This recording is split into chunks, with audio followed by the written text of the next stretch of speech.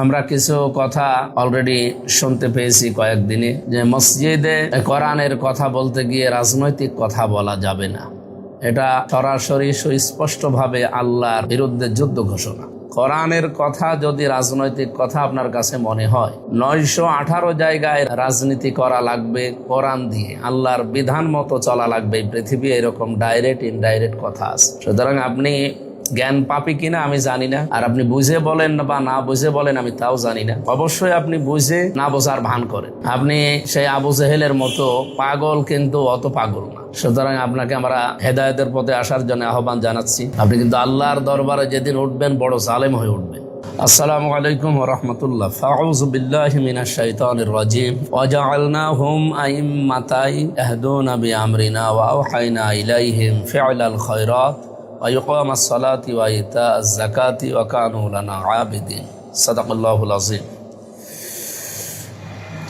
প্রিয় দেশবাসী, বিশেষ করে আমার কুষ্টিয়ার সদর আসনের প্রাণপ্রিয় জনগণ, আমরা কিছু কথা অলরেডি শুনতে পেয়েছি কয়েকদিনে। এর আগেও আমি শুনেছিলাম সংসদে এবং সংসদের বাইরে একজনের মুখে, আমি নাম নিলাম না তার, যে মসজিদে কোরআনের কথা বলতে গিয়ে রাজনৈতিক কথা বলা যাবে না। এটা সরাসরি সুস্পষ্টভাবে আল্লাহর বিরুদ্ধে যুদ্ধ ঘোষণা। যারা সুদ খায়, যারা সুদের সাথে জড়িত, কোরআনে কারিম তাদেরকে জানিয়েছে তারা যেন আল্লাহ রসুলের সাথে যুদ্ধে লিপ্ত হয়। যেই মানুষগুলো আল্লাহর বিধান জানার পরে অস্বীকার করে, আমরা তাদেরকে কাফের বলি।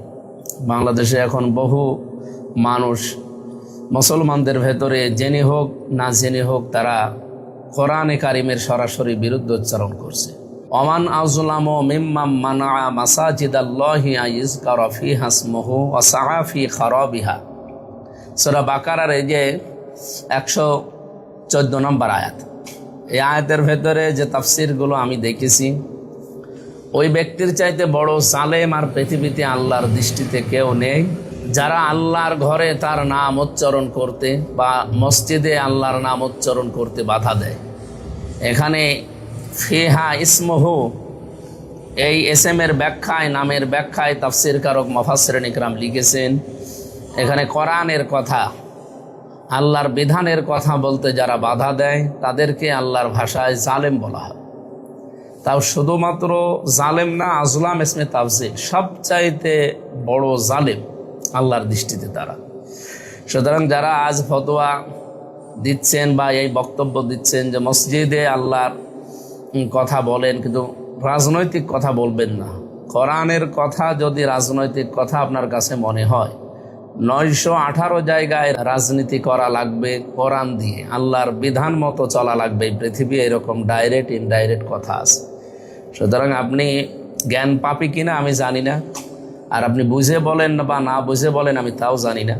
অবশ্যই আপনি বুঝে না বোঝার ভান করেন। আপনি সেই আবু জেহেলের মতো পাগল, কিন্তু অত পাগল না। সুতরাং আপনাকে আমরা হেদায়েতের পথে আসার জন্য আহ্বান জানাচ্ছি। আপনি কিন্তু আল্লাহর দরবারে যেদিন উঠবেন বড় জালেম হয়ে উঠবেন। কুষ্টিয়া সহ আমার এই আসন সহ বিভিন্ন জায়গায় যারা কথা তুলেছেন যে যারা রাজনীতি করে, যে সমস্ত ইমামেরা, তাদেরকে মসজিদে ইমামতি করতে দেওয়া হবে না। অথচ মসজিদের ইমাম শুধুমাত্র মসজিদের ইমাম না, তারা সমাজের ইমাম, তারা দেশের ইমাম। কোরআনে কারিমের সূরা আম্বিয়ার এই 73 নম্বর আয়াত, ওয়া জাআলনাহুম আইম্মাতান ইয়াহদুনা বিআমরিনা, আমি আল্লাহ তাদেরকে বানিয়েছি আইম্মাতান, নেতৃবৃন্দ বা নেতা, ইয়াহদুনা, তারা পথ প্রদর্শন করত, বিআমরিনা, আমাদের নির্দেশ অনুসারে।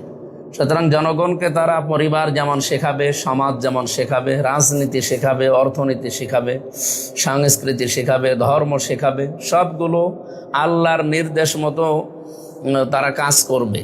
তারা সমাজের নেতা, সমাজের ইমাম মানেই তো নেতা আমরা জানি। ওয়াও হায়না, এবং আমরা ওহী করেছিলাম ইলাইহিম, তাদের প্রতি, ফি'লাল খায়রাত, তারা যেন ভালো ভালো কাজের আঞ্জাম দেয়।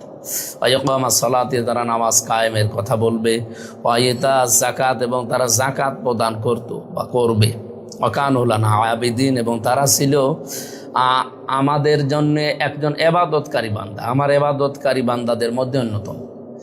এই সূরা আম্বিয়ার ৭৩ নম্বর আয়াতটা স্পষ্টভাবে ঘোষণা দেয়, যারা ইমাম হবে, সমাজের ইমাম হবে তারা, রাষ্ট্রের ইমাম হবে তারা, দেশের ইমাম হবে, শুধু মসজিদের ইমাম না। সুতরাং মসজিদের ইমামও যদি ইসলাম নিয়ে রাজনৈতিক কোনো বক্তব্য না দেয়, সমাজ নিয়ে, অর্থনীতি নিয়ে, জুলুম নিয়ে, এরপরে আরও সমাজের যে সমস্ত অসঙ্গতিগুলো আছে এগুলো নিয়ে কথা না বলে, তাহলে সে তো কোরআন চেপে যাওয়া, কোরআন গোপন করার অপরাধী, সেও এক ধরনের কাফির হয়ে যাবে। এই জন্য মসজিদের ইমামদের আমরা আহ্বান জানাবো, আপনারাও মসজিদে যেমন পরে পারিবারিক জীবন নিয়ে কথা বলেন, সামাজিক জীবন নিয়ে কথা বলেন, অর্থনৈতিক জীবন নিয়ে কথা বলেন, সাংস্কৃতিক জীবন নিয়ে কথা বলেন, আপনারা রাজনৈতিক জীবন নিয়েও কথা বলবেন। কেউ যদি বাধা দেয়, যেখানে বাধা দেওয়া হবে সেখানেই প্রতিবাদ হবে। এই দেশে আমরা ভেসে আসি না, কোরআন শরীফ হাদিস শরীফ আপনাদেরকে বোঝায়, যতটুকু আমরা বুঝি জানি ততটুকু আপনাদেরকে বোঝানোর জন্য চেষ্টা করি। আহ্বান জানাবো, এরকম ভুল পথে কেউ পা বাড়াবেন না। আমার আসনের ভেতরে কোনো মসজিদের ইমামকে নিয়ে কেউ যদি এরকম কথা বলে এবং কেউ যদি এই কাজে লিপ্ত হয় যে সে রাজনৈতিক কারণে তার ইমামতি করা যাবে না, মসজিদের ইমামরা নামাজ পড়াবে না, আপনারা নামাজ পড়িয়ে নিয়ে। আর এরকম কথা বলার দুঃসাহস যা দেখিয়েছেন তাকে যাদের সামনে ক্ষমা চাইতে হবে, আল্লাহর কাছেও ক্ষমা চাইতে হবে।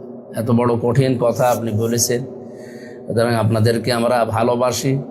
এই দেশে আমাদের ভেতরে ডিভাইডেড করে আবার জালেমরা নতুন করে আসতে চায়, এটা তাদের একটা ষড়যন্ত্র, চক্রান্ত। আমরা কোনো চক্রান্তে পা না দিয়ে আলেমদের সাথে আমরা থাকব, এই আহ্বান জানিয়ে সূরা আম্বিয়ার ৭৩ নম্বর আয়াত, সূরা বাকারার ১১৪ নম্বর আয়াত এবং সূরা ফাতিরের ৩২ নম্বর আয়াত, এই আয়াতগুলো আপনাদেরকে আরও বেশি বেশি বাংলা তাফসীর পাওয়া যায়, এই ব্যাখ্যা পাওয়া যায়, এগুলো পড়বে। আলেমদের ব্যাপারে কথা বলতে হলে, ইমামদের ব্যাপারে কথা বলতে হলে হুঁশিয়ারি হয়ে কথা বলবে। সবাইকে ধন্যবাদ জানিয়ে মসজিদের ইমামদের জন্য দোয়া করে দোয়া চেয়ে শেষ করছে। আমিন। আসসালামু আলাইকুম ওয়া রাহমাতুল্লাহ।